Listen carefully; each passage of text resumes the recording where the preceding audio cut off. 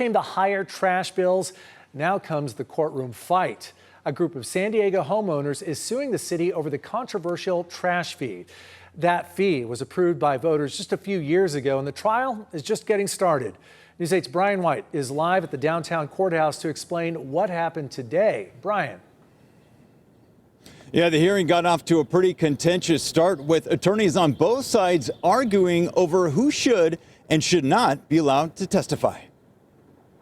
You cannot adopt this kind of intrusive fee on everybody and then turn around and say, I don't want to really participate. That is part of being an elected official, is having to stand up and be held accountable. Plaintiff's attorney Mike Aguirre arguing that Mayor Gloria and council members Joe LaCava and Sean Elo Rivera should have to take the stand in this case.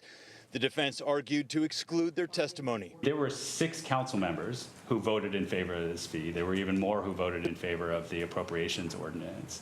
The fact that they've only chosen these 2 wouldn't even provide you a complete picture of how we ended up here. The judge ultimately granting the defense's motion to exclude their testimony. However, she denied their attempt to keep the plaintiff's expert witness, someone who used to work in the Environmental Services Department, off the stand. The proposal said that the fee could not exceed the cost of providing the services. During his opening statement, Aguirre said when voters approved the trash fee for single-family homes in 2022, the city estimated the service would cost $23 to $29 per month.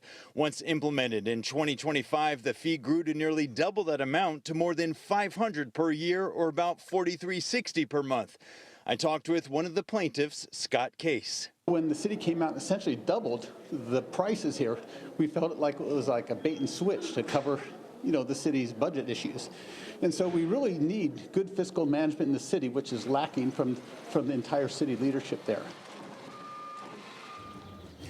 Just about an hour ago, attorney Mike Aguirre concluded his opening statement and began to put on his first witness in the case. The defense, however, is saving their opening statement until later on when they put on their case. Carlo? And Brian, so how long do we expect this trial to last?